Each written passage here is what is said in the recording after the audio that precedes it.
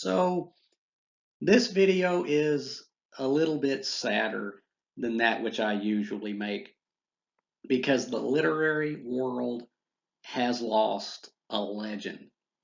And I want to say right now that this video is actually almost 2 months uh, late, I guess you could say, in being made to commemorate the passing of this phenomenal author who really means a lot to me, whose work really means a lot to me.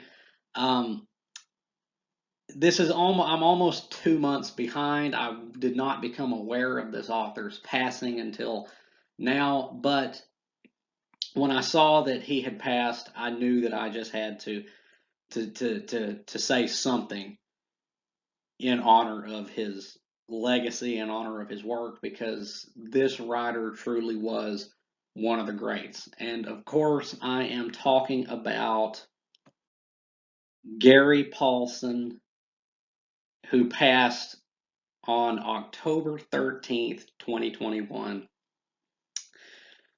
I sincerely hope that everyone out there who sees this video will be aware of who Mr. Paulson was.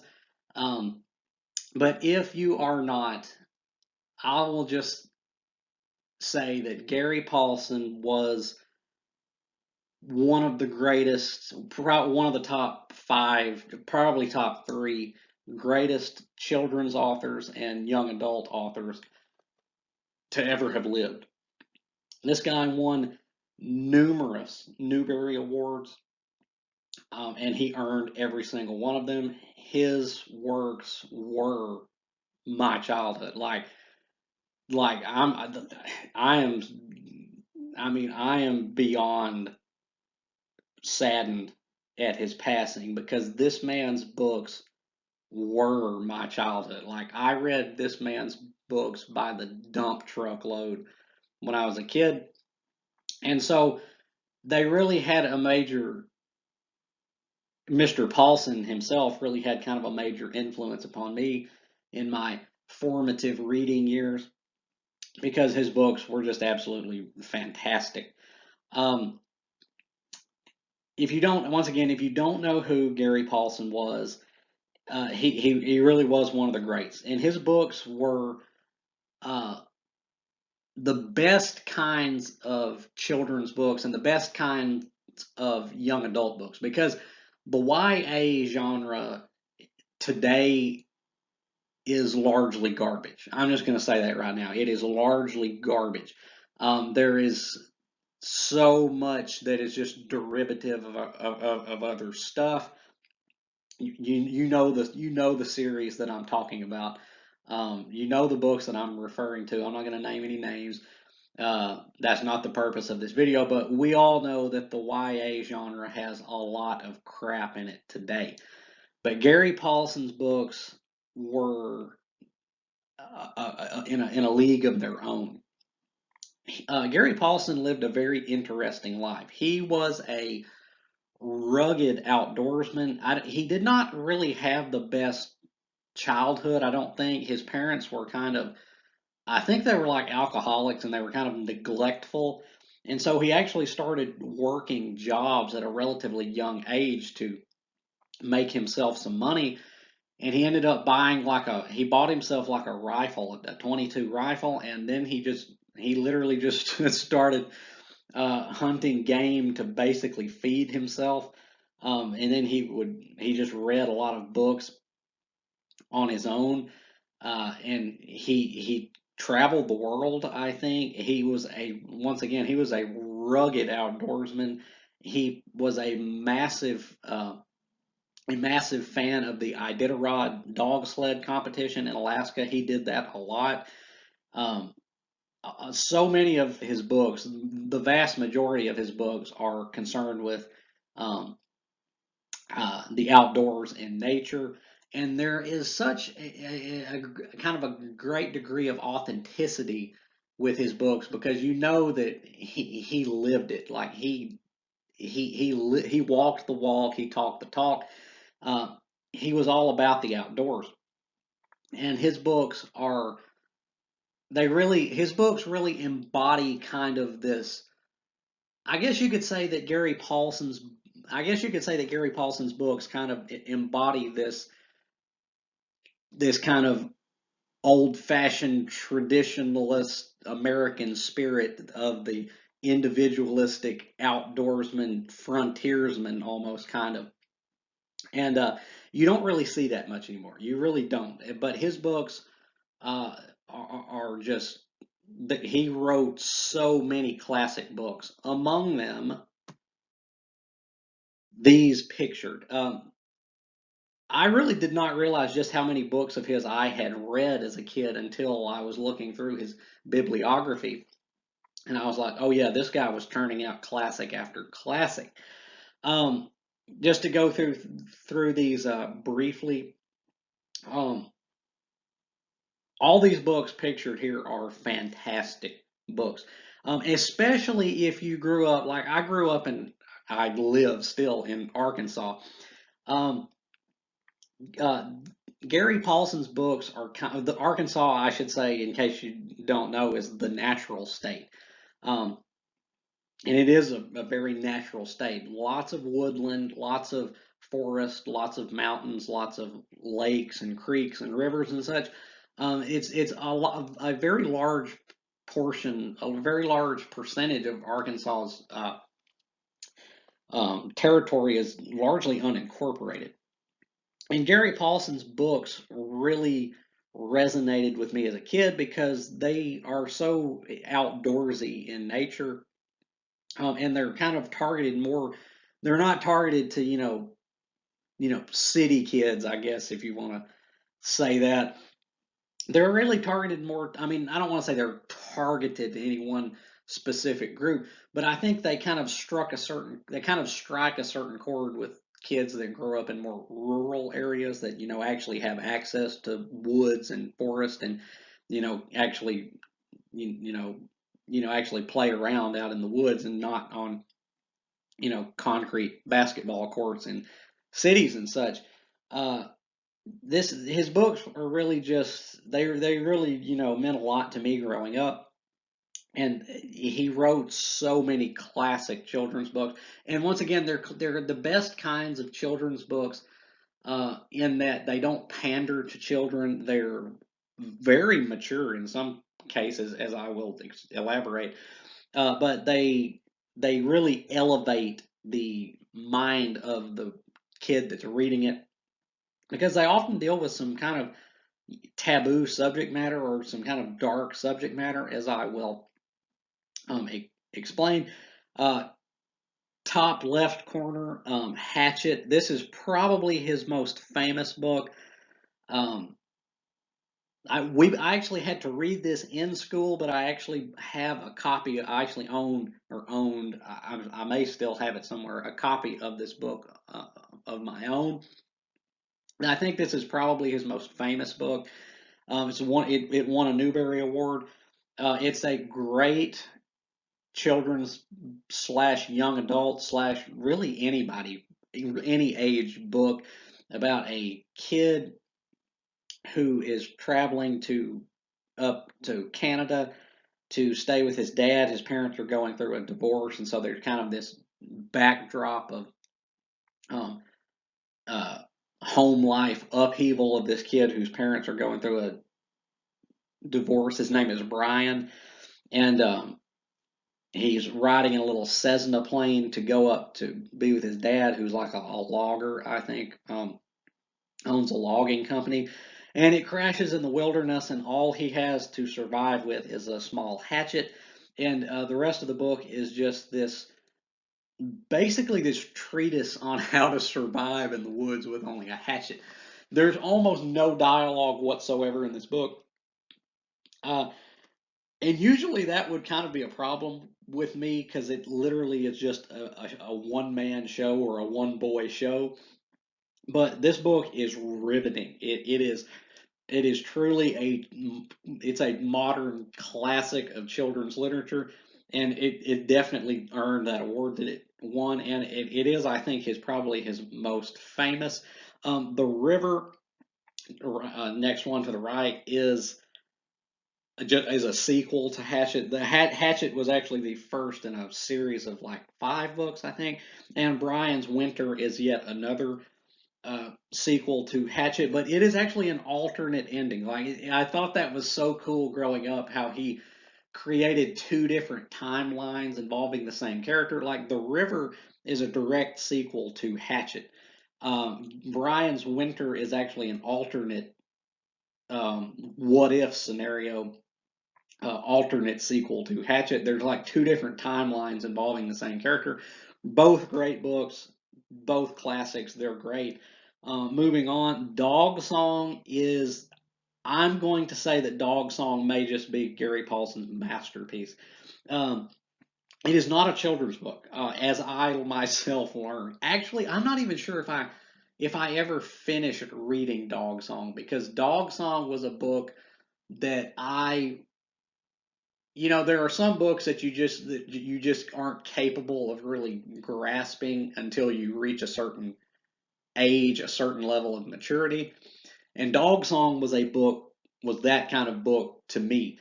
I thought it was just another children's book that he wrote, but it's not. It's more of a young adult kind of novel, because it has some themes in it and some subject matter that I was not at all prepared to digest. And that's not to say that it's bad or that has risque subject matter. It's just that the level of mental and emotional maturity that you have to be at to appreciate the book, I was not yet at. I read like half of this book, or like 2/3. I read some of it, but I was like, I don't know what the heck this is. It kind of weirded me out. Like it really kind of weirded me out when I read it.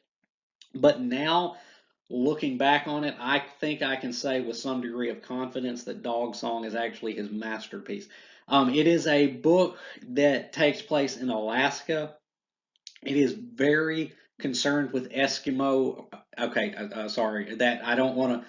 I don't want to use the word Eskimo because I think that's like a derogatory term. My cousin, fun fact, my cousin, back when I was in school, he actually went to live in Alaska for a little while, and he made the mistake of using the word Eskimo when he was conversing with the natives there, and that apparently that's almost like using the N word. So let me correct myself. It's not Eskimo. It's Inuit. It is very concerned with Inuit mysticism and Inuit spirituality, and it is very concerned. It's a man versus nature slash man versus self kind of story. It's very concerned with a boy, a teenage boy in this case, being pitted against nature as well as against himself and his own mind. It is very strange. It is very introspective and it's very mystical. Like the only way I can describe Dog Song is that it is a very mystical book. There's hardly any dialogue in this whatsoever. It is just the story of this kid, Inuit teenager, I believe, who is he's trying to train and trying to master these sled dogs, because once again, Gary Paulson was a major participant in the Iditarod dog sled race, and so this book is kind of about that. But it's very concerned with Inuit beliefs. And when I tried to read it when I was like 10, or I want to say I was like 10 when I tried to read this, I didn't know what to make of it. Like I was like, this is the weirdest stuff I've ever read. Um, it kind of weirded me out. But now looking back on it, I think Dog Song may just be his masterpiece. And if you are a parent of a teenager, of an adolescent, or if you yourself are an adolescent out there, you would do well to give this book, if no other book of Gary Paulson's, a chance, because this book is something special. Dog Song is a truly remarkable book, and I would love to go back. I had a copy of this too. I actually had a copy of this, and I would love to go back and see if I could dig that out wherever I left it, and reread this, because I'm sure I would adore it now. And then to the right of that, we have The Tent. Once again, this is a book that surprisingly mature, considering that this is another young adult book. It's a book about a boy who lives with his dad, and his dad's kind of a scumbag. And so they run out of money. So he's like, I'm going to invest our last money in this tent, and we're going to pitch these tent revivals like a religious kind of thing. And I'm going to pretend to be a reverend. And they go on the road across the country, having these tent revival things just to rip people off and collect donation money to live on. And it's a odd, once again, it's a very mature book. There's kind of discussion of sex and everything, as well as, faith and religion. Very mature stuff. But once again, I just want to reiterate that's kind of his thing. Gary Paulson never pandered to kids. His books lifted up the minds of the kids who read it. Then bottom left we have The Rifle. I will always remember, this is not a novel. This is like a novella. I want to say it's like 90 or 100 pages. Not a very long book. This book is a book that it has no one main character. It follows the existence of this rifle from like the American Revolution, the Revolutionary War in America, all the way to modern times. And it is very the main theme of the book, the main question which it wrestles with is it is a very it is very timely now. It has actually grown in its timeliness. The main question it wrestles with is do guns kill people or do people kill people? Um, I'm not entirely sure that I agree actually with the conclusion that Gary Paulson appears to possibly reach. It's very vague, it's very ambiguous in its conclusions, but I'm not entirely sure that I actually agree with with the conclusion that he appears to reach in this book.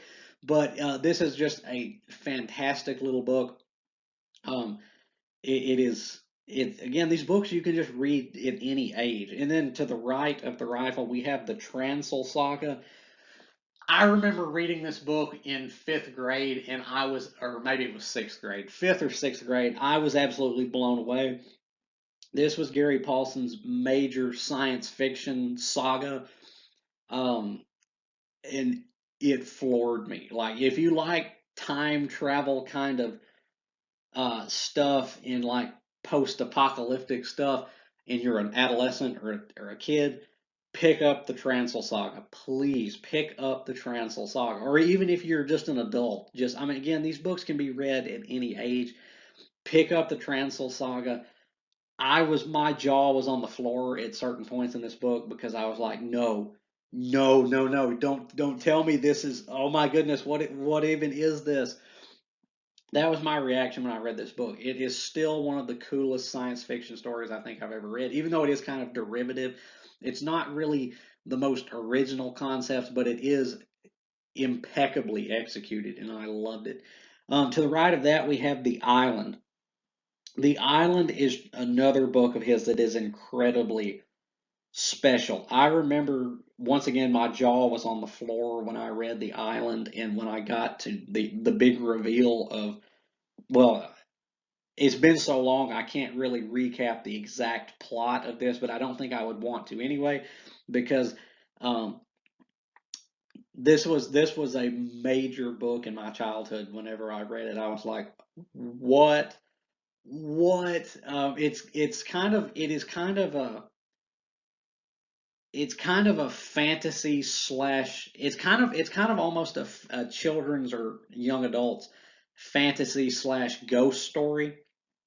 It's almost kind of a ghost story, but it's deeply, deeply moving. I remember that. I remember reading this book, and it was kind of melancholic in its tone, and it was kind of somber, and I was like, but it's oddly beautiful, and it's really poetic. I'll always remember reading this book, and there's just this aura of kind of melancholy about it, but yet it's very beautiful and poetic in its own way. And again, it's right up there with Dog Song. It's just a crackerjack book. And then we have Mr. Tuckett.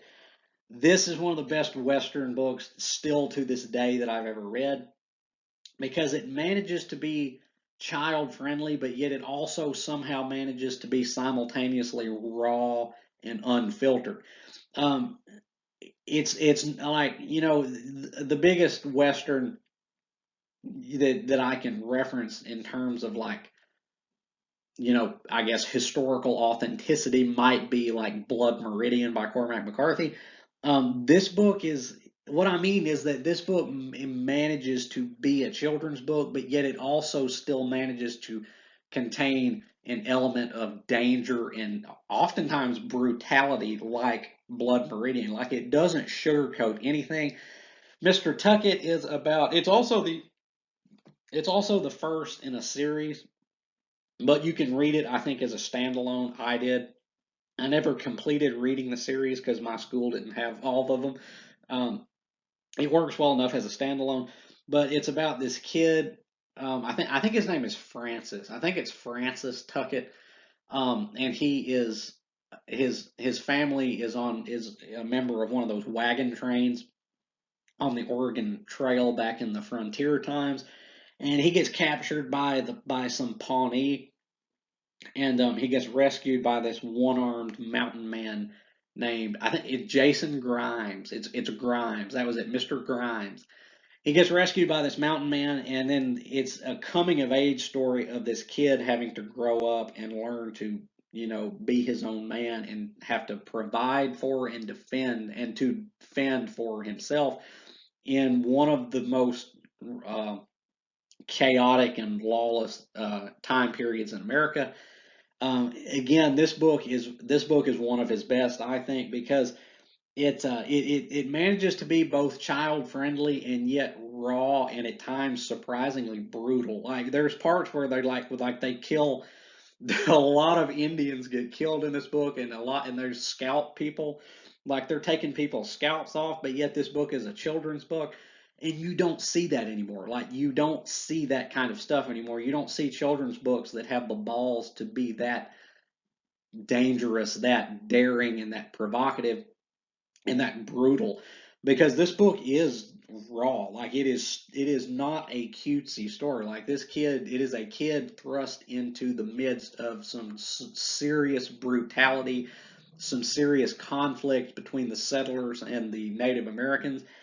And yeah, scalps are taken, people are killed, people are burned. It is a remarkably raw book, but yet it's still a great kids book, and I will always treasure that book. And then we have Night John. Night John is one of his most adult books. Like, it blurs the line between a YA book and just an all-out adult book. This book is about slavery. I don't actually remember the particulars of the plot with this one, but it's about slavery, and I just remember it being very brutal, very, like, it doesn't hold anything back. It's like watching the movie 12 Years a Slave. It's a very short book. I think it's kind of like The Rifle. It's not that long. But yeah, I remember reading this book, and I remember reading that book, or reading some of that book. I can't remember if I ever finished that one, but I remember reading that, picking that book up, and just being kind of appalled at the brutality of it. But yet it was still such an immensely moving and emotional story. All of these books that I have pictured here, he wrote, I think, like 200 books.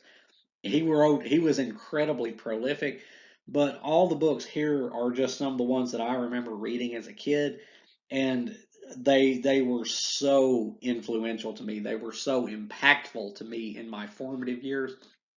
And I could go back and read any any and all of these books now and still have the same feelings, have the same sentiments toward them as I did, because these books are timeless. They are timeless and they are ageless. And so, as a result of that, when I saw that Gary Paulson had passed, that he is no longer with us, I knew that a legend had died, because Gary Paulson is, well, now was, one of the greatest authors of children's and young adult fiction that has ever lived, and he will always remain that way because his books are, I mean, they're just wonderful. They are truly, truly wonderful books.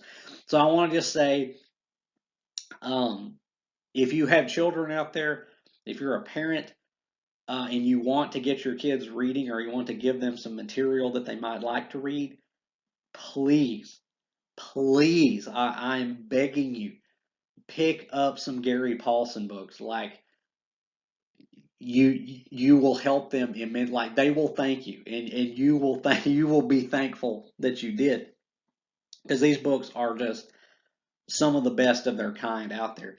Um, so yeah, I probably talked long enough, but I could go on at length more, because once again, this man's books were my childhood. Like Gary Paulsen's books were Gary Paulsen's books and the Mistmantle Chronicles, but the Mistmantle books and Gary Paulsen's books are the books upon which my childhood rests.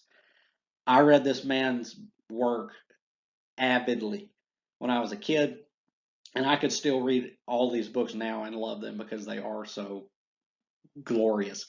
And so when I saw that he passed, I knew that I just had to make a video commemorating this man and his legacy, and you know, paying a little homage, showing a little respect and honor to a true legend of not just children's and young adult fiction, just a true legend of the craft of writing, period. He was self-taught.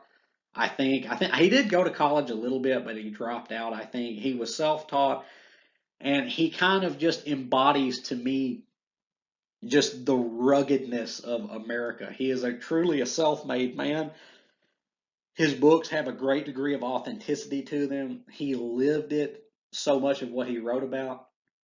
He was such an outdoorsman, and he was such a man interested in, especially the Alaskan peoples and their culture and such, as made manifest by dog song.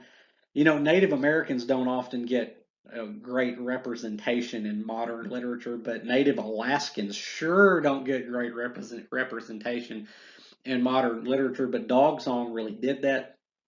And yeah, Gary Paulson was just a legend, and he'll always be a legend, and his books will always mean the world to me. And so I just wanted to make this video in honor of him. And I hope, if anyone out there is not familiar with Gary Paulson or had not heard of him uh, hitherto, I hope that I might have inspired somebody out there to pick up his works, or give him a try, or investigate him a little bit more, because there is such a wealth of material out there to read, because he was just such a great writer, and he will be sorely missed. So yeah, Gary Paulson, rest in peace. R.I.P. You were a legend. Wherever you may be, your books meant the world to me as a kid, and they still mean the world to me now. And we are greatly bereft now that you are no longer with us. And with that, I will say adieu. And as always, remember to like and subscribe. And until next time, peace.